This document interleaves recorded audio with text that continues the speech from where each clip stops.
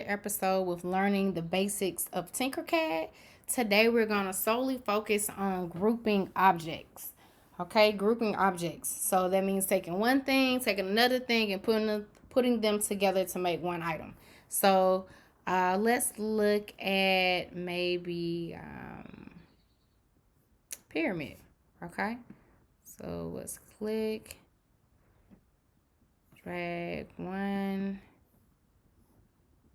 pyramid, two pyramids, and let's put something weird in the middle. Let's put a box in the middle.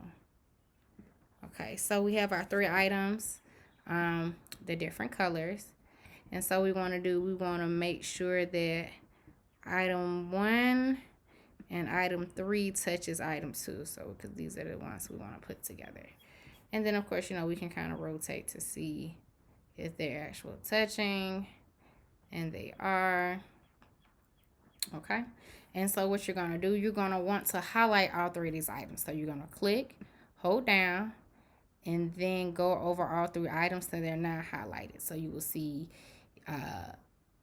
those squares on this side, squares on this side, which indicate, along with the highlight around all of the shapes, indicate they all have been selected.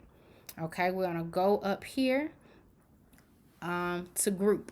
All right, so group is what's going to make all of these items come together as one.